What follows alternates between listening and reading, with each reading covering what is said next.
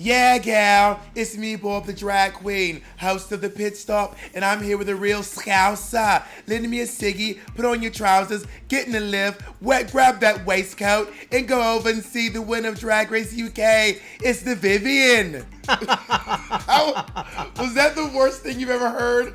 It was. You started Scouse with the ciggy, and then you started talking about a lift and a waistcoat, which I don't have a clue what has to do with Liverpool. I want everyone in the UK to feel seen when they watch this video. Grab your kilt. You can't leave Blue Hydrangea out. Can you do a Northern Irish accent? Well, sometimes you're going to need to take a shower. A shower and some jelly shoes. So Viv, girl, how has your reign been treating you? It's been good, yeah. We've had fun. Even though the season 12 girls, even the losers got $2,000, and I got not a fucking penny. But I'm not bitter. I'm really not bitter. It tastes a little pruny. I think you're a little bitter, Mom. And now I've got to sit through All Stars 5 when the tip gets rolled over. So you could come in 5th place and still walk away with 50 grand. All right, so last week, Shea Coulee beat Alyssa Edwards in a lip sync, which everyone's kind of gagging over, because Alyssa has served some of the most legendary lip syncs in Drag Race, her story, so kudos to Shea, but she's sitting home on China. Then we found out literally everyone on set voted for Angina. Shea Coulee voted, all the queens voted, the staff voted, the directors voted, RuPaul voted, Michelle Visage voted, the craft services lady was like, yeah, I'm gonna have to vote for Angina. Even Angina voted, first off. How do you feel about queens who vote to send themselves home? I think Ben de la Creme was obviously the first groundbreaking sending yourself home queen. At least Ben de la Creme was like, do you know what, I've had enough of this. It was like, what, episode 7 or something stupid. So I think episode 2, she must have been really feeling something about herself. Do you think she was like, I'm out of my league? Like, these girls are stomping the runway, and I'm like, do you think that's what it was? Possibly. I mean, there's always that thing in the back of your head. You never know until you walk in the workroom and Drag Race what you're up against. You just don't know until bitches start pulling stuff out of their suitcase and you're like, oh, True. You know what I mean? Okay, so now, bitch, Alexis Mateo is back on Drag Race in full force. I was like, she is really coming for it. So they come back into the workroom, and then Alexis Mateo was like, let me tell you, honey, you're the one who tried to send Angina home. You're playing mind games. And Cracker's like, who do you think is playing mind games here? Oh my, listen, mind games has a scary air around it, because I got accused of playing mind games on my season by a one Miss Davina De Campo. And listen, I will say, I know to this day that I wasn't playing mind games. So to see other girls getting accused of it, I kind of think, well, were they, or are they just in Drag Race wanting to win? Well, saying that someone's playing mind games, you are accusing them of being manipulative. Is accusing somebody else of playing mind games playing mind games? One of the most iconic rants in Drag Race history was Davina versus the Vivienne. Who else can sing in 4 octaves, in the splits, belting, singing in Italian, doing their taxes, dismantling white supremacy, sipping on tea with the queen? All I've seen for the past 10 years is a red wig and a silver dress. Red wig and a silver dress? I don't think. It's one of the best quotes.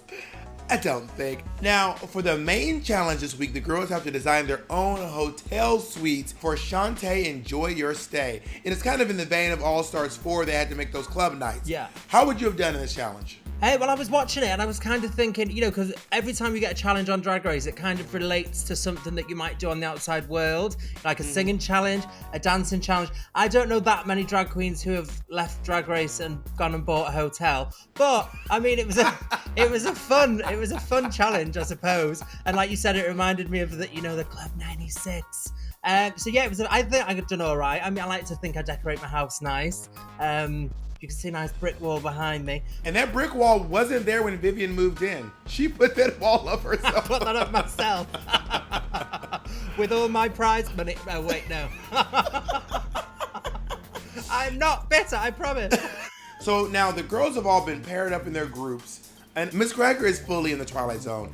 Like, she cannot get out of her head. Let me tell you right now, but that is a dangerous neighborhood. Get out of there, girl. Get out of your head. You don't want to be in that neighborhood after dark, okay?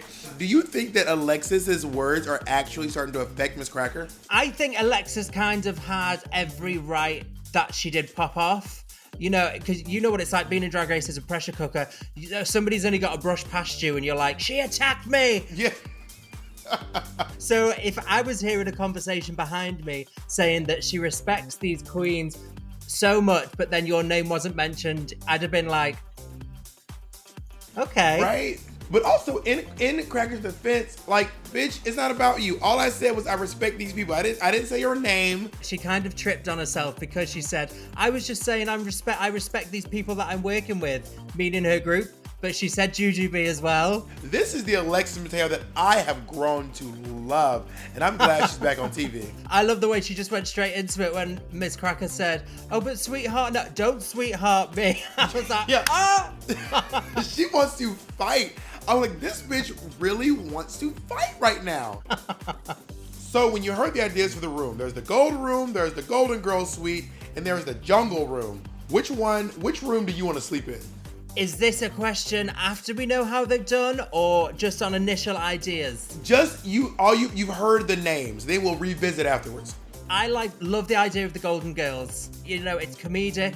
The decor could be quite nice as well. I agree. If I just heard just the names, I'd be like, I want to go to the Golden Girls suite. Now let's delve into the execution of these rooms. Let's talk about the Golden Girls Resort. They've missed so many tricks with that, I think. Do you know how you go to a hotel and they try and sell you timeshare? Oh, yeah. And you're like, oh, I think they could have been like trying to set, you know, there was like a section of the hotel where they try and sold you a funeral package. Or, you know, if you miss the smell of your grandma, they have like piss smelled air freshener that you can smell, that you can spray.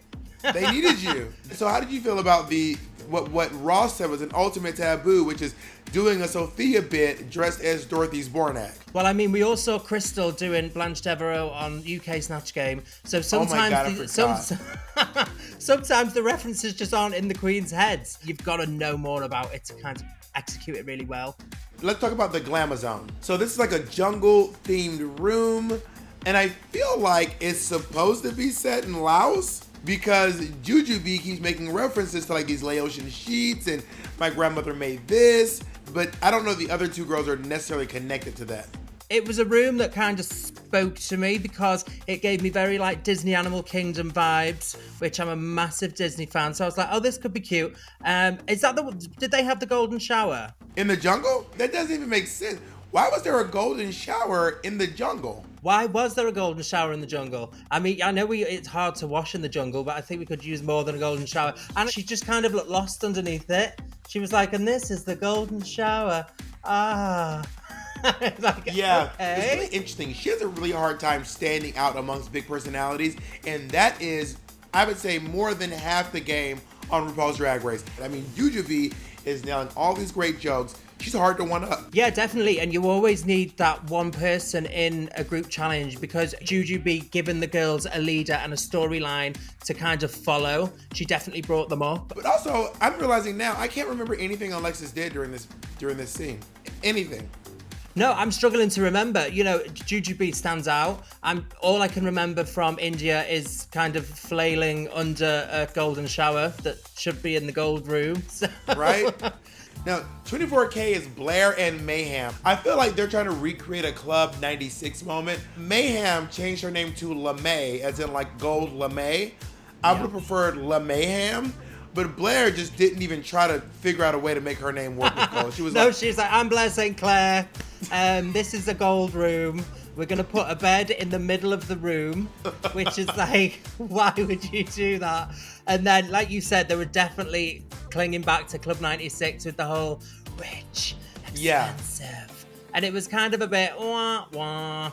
The presentation for this room was not great.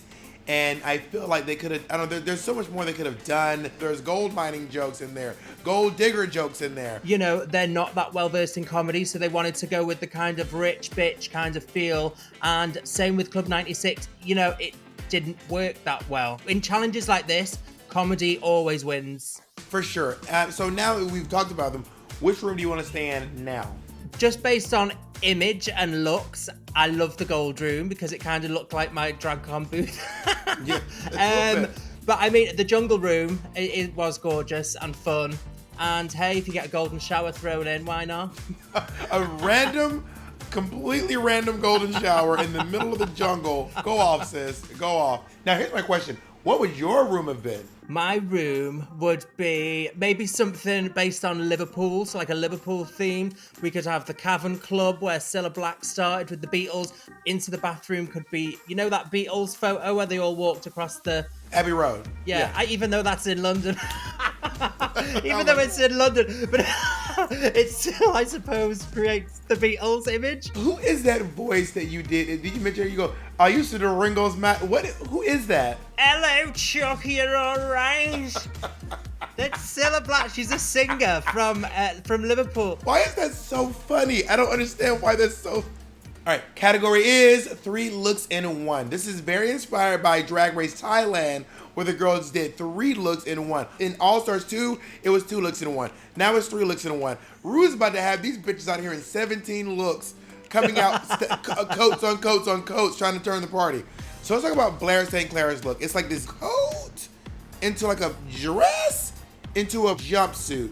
Thoughts? It kind of started off well. You know, she was going through like the 50s and the 60s and then got to the 70s. I applaud her for being able to keep those trousers up underneath the dress. Because I was like, oh, but then, you know, under the arms are really baggy. Because she's so tiny, I think it needed to be fitted. I like the idea. 50s, 60s, 70s, really clever. The execution for me was not great.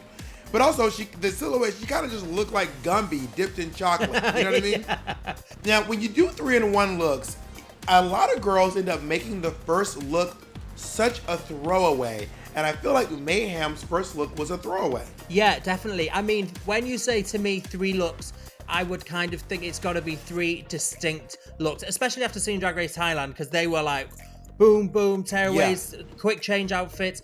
And this kind of looked like Mayhem was going to the store and then she just kind of took her coat off because she got warm. And then took her skirt and then she off, was like, I need a swim, so I'm going to take my skirt off. And then, was there a hat reveal? Yeah, she took her wig off and had a bonnet or like her hair tied up in a scarf underneath. Which, to be honest, I did like the idea of taking off your wig and then having your hair tied up. That was cute to me. But the difference between doing 2-in-1 looks and a reveal, that's not the same thing. No, definitely not. It needed to be something that looked completely different. I want to be like, wow. Let's talk about Alexis Mateo. For that first circus look, I thought the hat was a bit crap. I think they could have been a bit better. And it reminded me of... Viv is really not mincing words here. Well, the hat was a bit, I don't want to be offensive, crap. And in the outfit was, I don't want to say anything wrong. As soon as I saw it, I got a flag rather than a circus. And how about the second look with the yellow? I actually like the ballerina look. I mean, I don't know that a ballerina wears maxi skirt as much as a tutu, but I actually thought it was cute. I thought it was cute, but the way she was walking in it as well, you know, because I think she was trying to walk like a ballerina, but in a heel. On point. Like on point, but I don't know if that's possible in a 6-inch heel, so kind of made it look like she was stumbling. Okay, first of all, I'm going to be sending India Ferrer a letter from my mother lawyers. I have filed a lawsuit. I am officially the owner of Houndstooth. How dare you? No, all jokes aside, I honestly thought she looked amazing. Yeah, she looked fantastic, and it was, it's a great opportunity to show that she can do fashion. I loved the hat thing. Yeah, it's like a fascinator / hat. Drag queen stuff never has to make sense. Like the hat is just sitting kind of in the hair, but it looked really great. Yeah, it was cute. I think on the pants, we kind of saw that where the Velcro was, maybe. It was coming apart a bit. I don't know if that was a design element or if that was Velcro. If we were making a scorecard of like the main challenge and the runway, I think this would have bumped her score up a little bit. So well done, India. I like it. Each one of these looks individually, they were all great. Yeah, I'd have worn them all. Jujubee has chosen to do holiday themes. So she goes from Halloween to Christmas to, I think, Easter? It's either Easter or... Valentine's, I was getting. There's no Valentine's bunny. I thought this was such a good idea to do different holidays. When she came out, I kind of thought, oh, it kind of looked a little bit costumey, but then if you're doing Halloween, then what do you wear at Halloween? You wear a costume. Yeah, right. And then the second wig was a bit, I was like, oh my God, it's going to fall. It was kind of balancing on her head. I was like, I wonder if that's going to be a wig reveal. And then it came out. And then she ended up in this gorgeous, cute, showing that body off. She looked like she was dressed for a gentleman caller and ready and waiting. The first and the third look, I love. The second look, I could have done without. Mariah Balenciaga. Okay, this first look, I was in love with. Me too. Loved it. I thought it was gorgeous. I loved the headpiece. And then when she turned the headpiece, it kind of looked like a visor. And then it had these kind of wings that went back. Very sci-fi. And then she took it off, which again, take it like Michelle says, taking a coat off. It's not a reveal. It's not another look. Maybe if there was something show-stopping underneath that, we wouldn't have minded as much that she just took a coat off. But it was the fact that it just went into this jersey kind of black dress. It just didn't go anywhere, which was such a shame. The third look I didn't mind, but it didn't complement her body that well. It kind of looked a bit boxy up top. Well, she does this thing where she just puts bright colors and stones in the middle of her body and then puts dark colors on the outside and it makes you look bigger in the middle. It was a shame, but first look, loved it. So now let's talk about Cracker's look. I love seeing this Fabergé egg walk out on stage. I loved it. It reminded me of a gorgeous vajazzled vagina that kind of came around the corner, and then she was birthed from this vagina, and there was this gorgeous kind of Met Gala gown. Vagina. She had a great vagina. It was vajazzled. It was great. Now, Donald, the one thing I didn't like about this look, and it was also a note for Shay's look, was that it left bits on the stage. So when she took off the third piece, there was just this big thing just sitting on the stage. I didn't love that. But outside of that, each look individually was really good. Yeah, and we got 3 distinct looks. It had a story. It had different technical elements. I loved it. It was great. Shea Coulee. From the neck down, I really love this look. I wasn't crazy about this hair choice. I like elements of her makeup, but I really liked, especially the third look where it ended up. I didn't like the shoe with it. I think the shoe looked completely disconnected to the rest of it. I loved the way the wings came out.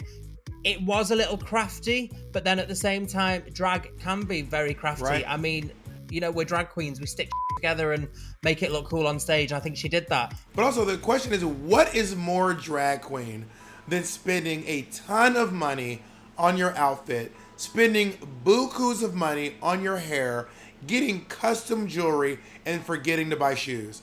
What is more drag than getting all this and be like, oh, what shoes? What shoe? Give me that shoe.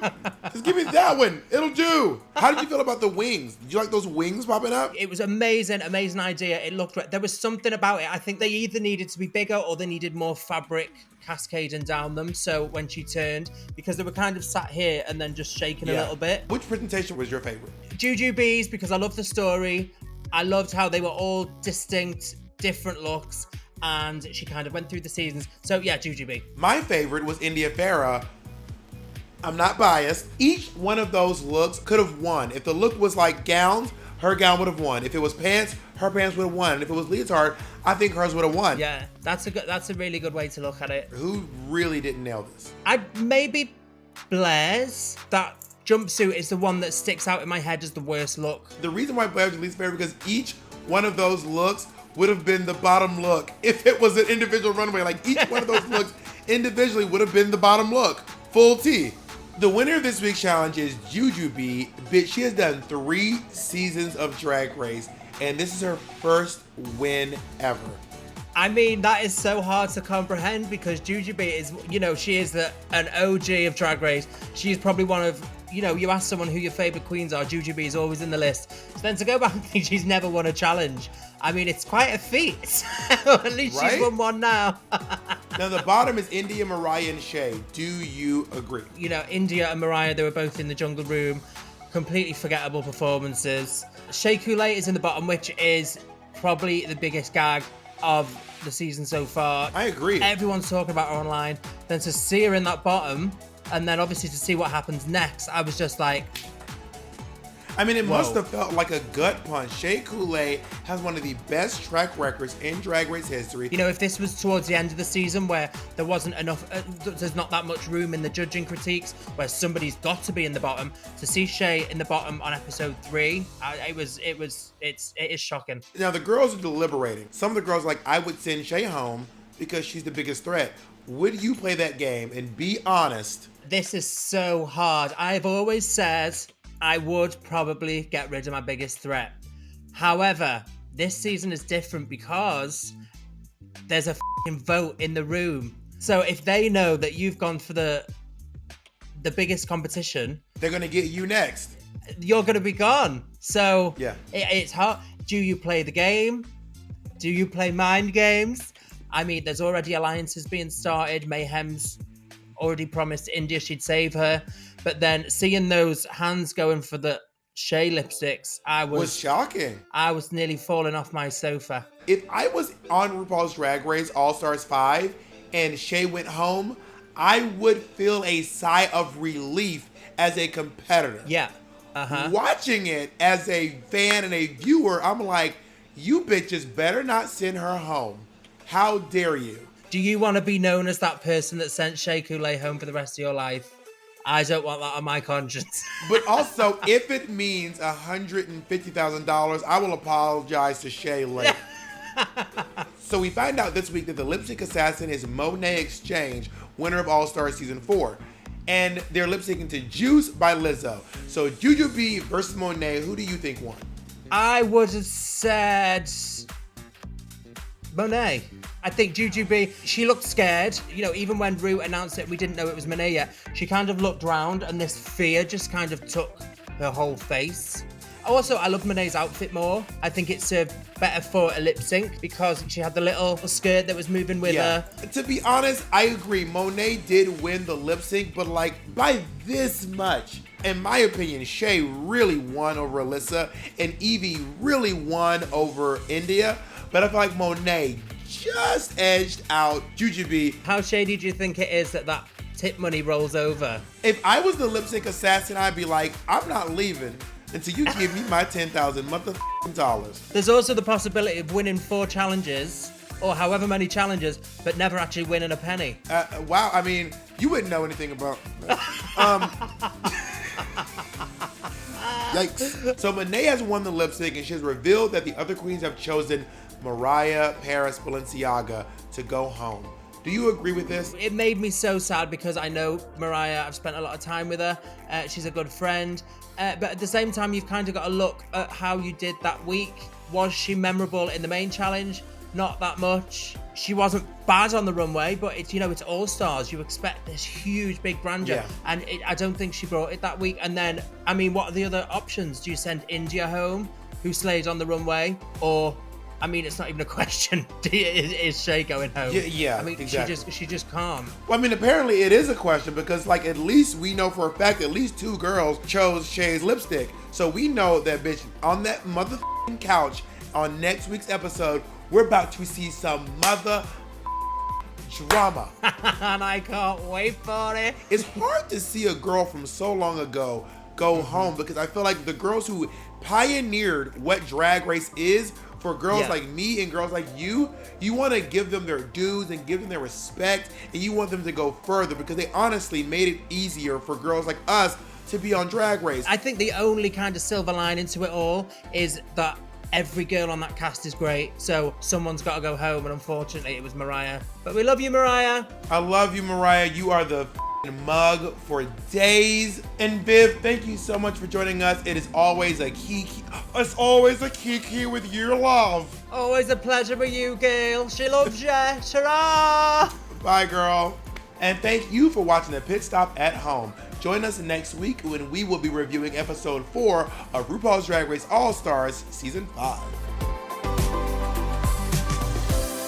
Is that a Scouser accent? Is that just the way she talked? She just sounds weird. She's got a Scouse accent, but she is the one Scouser who has got her own kind of dialect. Anything with, like, you know, like stairs, hair, Blair. She says, Blair.